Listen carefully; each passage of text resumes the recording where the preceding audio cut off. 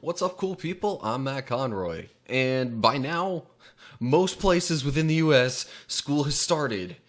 And, I mean, there might be a few exceptions, especially colleges and stuff, but anyway, school started most places, and even a little while ago, I was seeing this one article, or seeing a story that was shared by one of my Facebook friends, talking about how,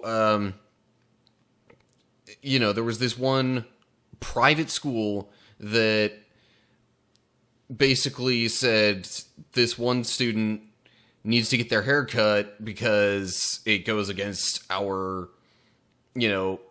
dress code and, basically the standards and code that they had for the appearance of their students. And, in and of itself, that lone bit of information probably was not enough to make it a story. But I think it just wound up being a major case in point when it comes to, the kind of outrage culture that has developed. Because, so to get a little bit more detailed into the story, apparently it was an African American, or whatever term you prefer to insert there, a student with, darker colored skin that, the problem was they were wearing dreadlocks, which was, again, against the school dress code, appearance policy thing. And so, really, I guess people kind of latched onto this and kind of turned it into, oh, this school is racist.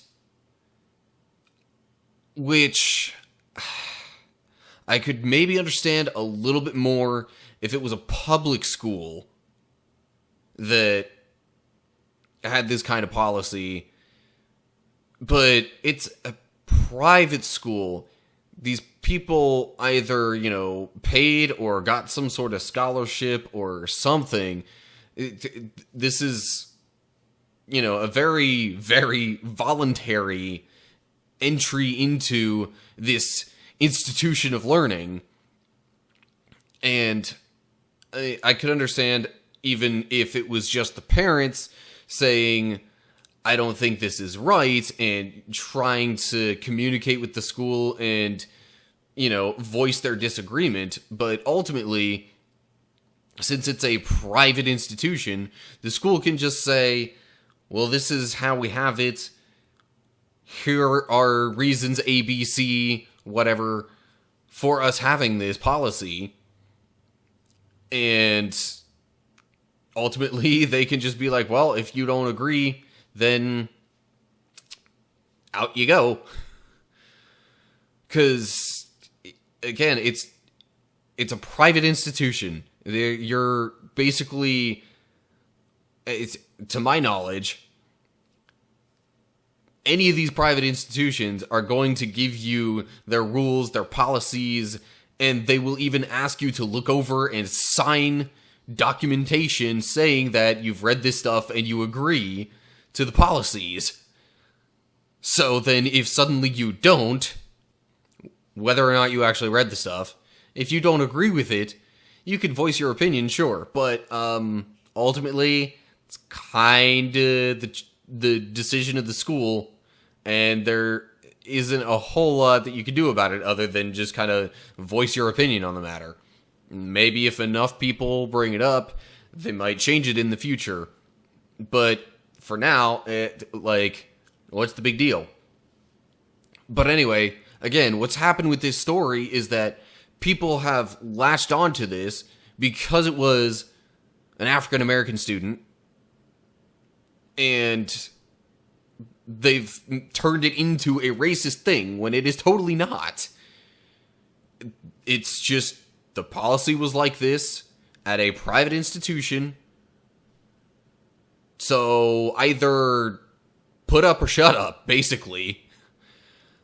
And, there are all sorts of different rules within private institutions for school, for, the way they do their teaching, the different, just the overall policies they have for their students, staff, anything, even if it's not a school. I mean, there are other private places that can have slightly different rules because they're private institutions as opposed to public. Public school, you're not going to be able to say, okay, you can't have your hair like this because of... the only reason they could really cite for anything related to hair would probably be safety. But people want to make this a racist thing when it's not. And, just the snowball effect of this outrage culture has steamrolled this story and made it totally overgeneralized into a racist narrative when it really isn't. Now, I am not in favor of people who are racist, of institutions in different places that are actually racist, but at the same time, people and places are going to have their own standards, and we might not always like some of them. When it comes to this kind of thing in particular, people want to, again, make it something it's not. And just because of these little, teeny, tiny, individual stories that pop up every once in a while at some places, people want to make it seem like this is stuff that happens way too often. And yes, okay, there are reasons for wanting to bring awareness to something, especially if it's, again, something that's public. If police officers are being racist in their enforcement of just anything, or even just in their interactions with citizens, that's not okay, because, police force is a public thing. I do think some people try a little too hard to take stories that are out of the ordinary and blow them up like, oh, this is stuff that happens all the time, way too frequently. Meanwhile, they will ignore other things that are happening that kind of balance out the story on the whole. But, yeah, I don't know. Again, it's just the outrage culture.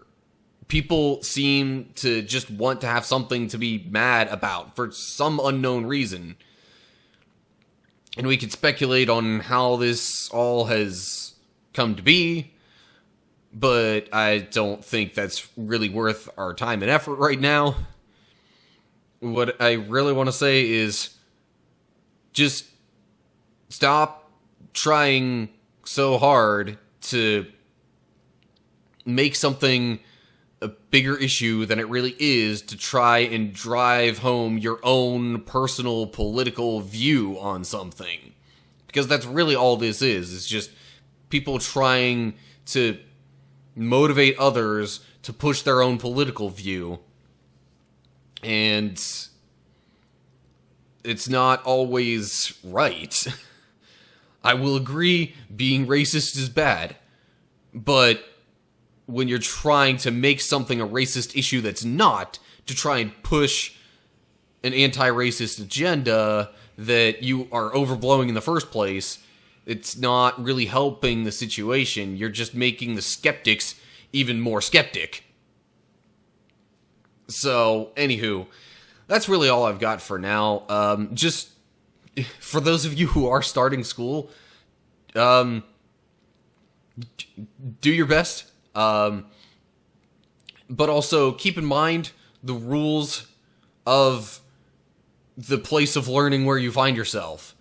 because you don't need the extra distractions of having to deal with punishments and consequences for disobeying the rules on top of the ginormous ball of stress that already is school these days. So, anyway, that's all I've got for now. As always, like, share if you enjoyed the video, subscribe to my channel and click the notification bell to get updates when I post on YouTube. You can also follow me, Facebook, Twitter, Instagram. All that info is going to be down in the description below the video. Right below that, you can leave a comment on this topic, on different things you want me to talk about in the future. Anything you want me to know, leave it down below. Just try and be nice about it, please. Don't feed the outrage culture. But that's it, so I hope you're all doing well, and hopefully I will see you next time. Stay cool, people.